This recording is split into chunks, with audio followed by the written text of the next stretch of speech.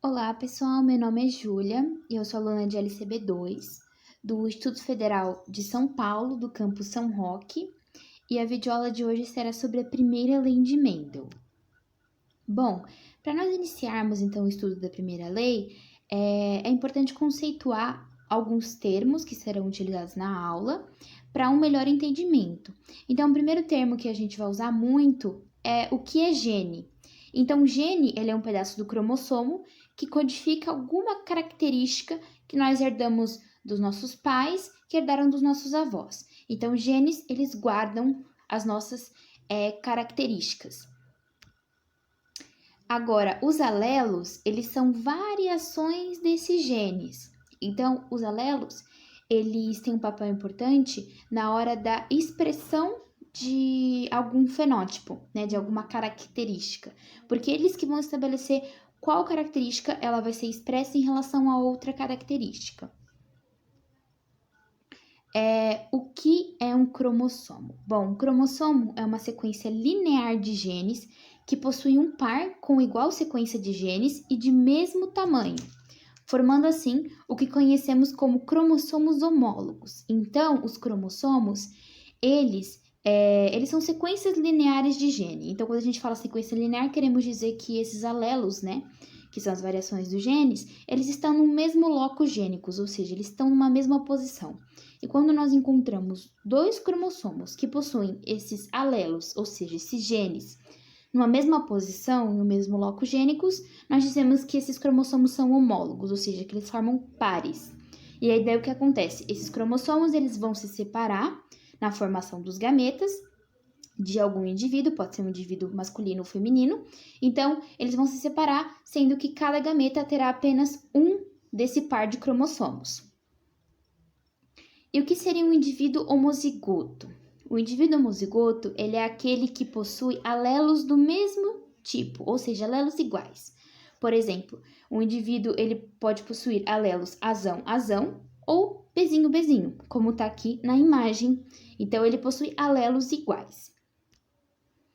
Indivíduos heterozigotos são aqueles que possuem alelos diferentes. Então, ele vai ter, por exemplo, um alelo azão, outro alelo azinho, um alelo bezão, outro alelo bezinho. Então, no caso dos alelos que são do tipo A, né? Eles têm, então, duas variações, um azão e um azinho. E dos alelos do tipo B, tem os alelos bezão, bezinho.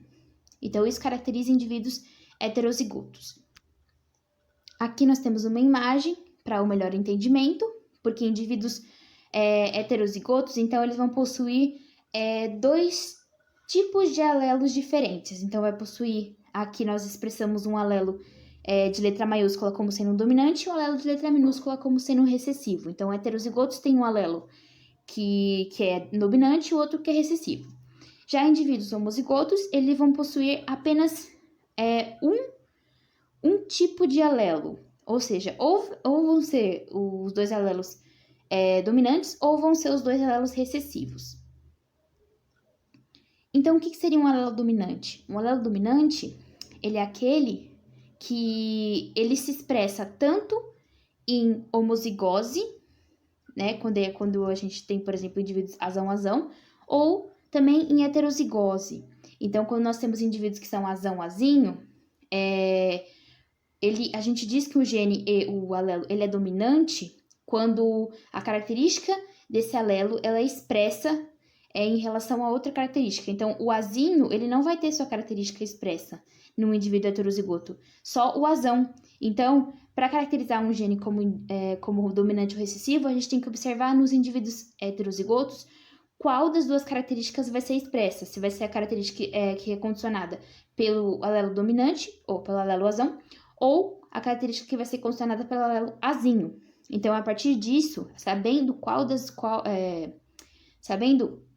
qual característica vai ser condicionada por qual alelo e observando como que essa característica vai ser expressa nos heterozigotos, nós conseguimos definir, então, o que seria um alelo dominante e o que seria um alelo recessivo. Então, aqui, por exemplo, o alelo recessivo ele vai ser aquele que vai ser expresso somente quando ele aparece em homozigose, né, em indivíduos homozigotos com outro alelo recessivo. Então, ele só se expressa com um alelo também recessivo. Agora, qual a diferença entre fenótipo e genótipo? Então, o genótipo, ele é o conjunto de genes que um indivíduo possui e que vai determinar o seu fenótipo. Então, o genótipo é um conjunto de genes. O genótipo ele pode ser algo muito amplo, então pode haver mais de um genótipo que determinam uma mesma característica, ou seja, um fenótipo, né? Só que o contrário já não é válido, porque nós temos um único fenótipo para vários genótipos. Então, o fenótipo ele sempre vai ser um. Como, por exemplo, aqui nós temos a imagem das galinhas, onde nós vemos que a cor, uma galinha colorida, né, que ela tem um fenótipo colorido, ou seja, a característica expressa dela, ela é condicionada por esse genótipo que está acima, enquanto a galinha branca, ela tem uma característica, ou seja, um fenótipo, que é ser branca, mas ela é caracterizada por mais de um genótipo. Aqui, nós vamos iniciar, então, o estudo da primeira lei de Mendel. A primeira lei de Mendel, ela afirma que cada característica de um indivíduo é determinada por um gene ou um par de alelos, que se separam na formação dos gametas pelo processo chamado de gametogênese. Bom, um ponto que é importante ressaltarmos antes de continuarmos esse estudo sobre a primeira lei de Mendel é que nessa lei nós vamos adotar o conceito de dominância completa. Então, esse conceito ele afirma que em indivíduos heterozigotos, que são azão-azinho, por exemplo, a característica a ser expressa, ela sempre vai ser condicionada pelo alelo dominante azão. E que somente nos indivíduos homozigotos recessivos, que são os indivíduos azinho-azinho, por exemplo, é que a característica do alelo recessivo, que vai ser o alelo azinho, irá se manifestar. Então, isso a gente tem que ter em mente, que seria o conceito de dominância completa, para que a gente consiga, então, compreender a primeira lei de Mendel. Então, segundo os estudos de Mendel, ao realizar o cruzamento da geração parental, que é esse primeiro cruzamento aí entre ervilhas verdes e amarelas, ambas homozigotas, uma homozigota recessiva, no caso a verde, e outra homozigota dominante, no caso a amarela. Ele obteve na primeira geração, chamada geração F1, ervilhas 100% heterozigotas e amarelas, por conta exatamente dessa relação de dominância. Então, o que acontece? Ele cruzou essas duas ervilhas parentais e obteve na geração F1 ervilhas heterozigotas. Então, o que acontece? Quando nós estamos falando de cruzamentos, sempre um alelo ele vai vir da mãe e outro alelo vai vir do pai. Então, o alelo, a ervilha amarelinha, ela tem o alelo Vzão e um Vzinho. Então, obrigatoriamente, como os pais eles são homozigotos, o alelo Vzão ele veio da ervilha amarelinha, que a gente vai chamar de ervilha mãe. E o Vzinho veio da ervilha pai, que é a ervilha verdinha. Então, por quê? Porque esses são os únicos alelos que esses indivíduos eles podem doar para essa ervilha heterozigota. Então, o Mendel sabendo que ele obteve, então, na primeira geração, ervilhas 100% amarelas, ele fez o quê? Ele pegou essas ervilhas heterozigotas e ele cruzou elas entre si. E quando ele cruzou elas entre si, ele percebeu que na geração F2, ele obteve ele obteve os dois, na verdade, fenótipos aí.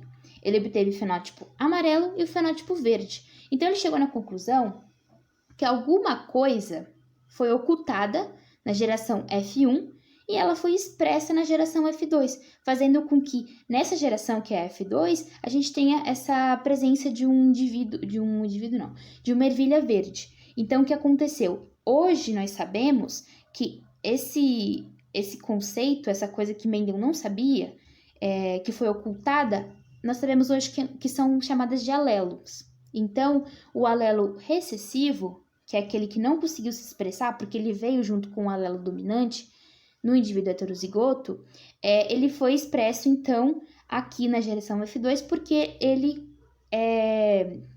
veio fazendo parzinho com um outro alelo recessivo.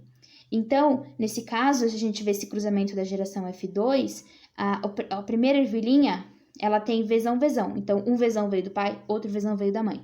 Na segunda ervilha e na terceira ervilha, um Vzão veio da mãe ou do pai, o Vzinho também veio da mãe ou do pai, então elas ficaram heterozigotas. E no caso do indivíduo, da ervilhinha verde, esses alelos recessivos, um veio da mãe e outro veio do pai, e daí condicionou esse fenótipo verde para essa ervilhinha. Então, essa foi a descoberta de Mendel, que na primeira lei diz que cada característica de um indivíduo é determinada por um gene, né? Então, esse gene, ele determinou isso. Então, cada alelo que se juntou, ele acabou determinando, então, o fenótipo dessas ervilhas. Aqui nós temos o quadro de Punnett, que nos dá uma melhor visualização de como que acontece essa distribuição, né, dos alelos para a fecundação, então, para o cruzamento, né? Então, aqui nós temos na horizontal os gametas femininos, que são Vzão, Vzinho, a gente está contando que são 2 indivíduos, então, heterozigotos, e aqui na lateral nós temos os gametas masculinos, que são o Vzão e o Vzinho. E a partir do quadro de Punnett nós conseguimos visualizar melhor como que se deu, então, esse cruzamento. Então, toda vez que eu tenho um alelo dominante, independentemente do outro alelo, a expressão fenotípica dele vai ser amarela. E toda vez que eu tenho 2 alelos recessivos, a expressão fenotípica dele vai ser verde. Então, aqui, na proporção genotípica que nós vemos aqui no cantinho, ela está dizendo que é 1 para 2 para 1. E o que isso significa? Que nós temos 3 genótipos diferentes. Então, nós temos um dos genótipos sendo um homozigoto dominante, que é o Vzão, Vzão, 2 indivíduos heterozigotos, que são Vzão, Vzinho, para um indivíduo homozigoto recessivo, que é o Vzinho, Vzinho.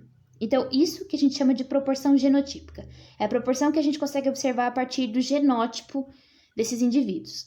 Agora, a proporção fenotípica é aquela proporção que nós conseguimos observar através da expressão da característica. Então, no caso, a gente está contando aqui que existem 3 indivíduos amarelos, independentemente do genótipo deles, para um indivíduo verde, independente também do genótipo dele. Então, a gente está observando as características que estão aparentes. E essa é a diferença entre uma proporção genotípica e uma proporção fenotípica.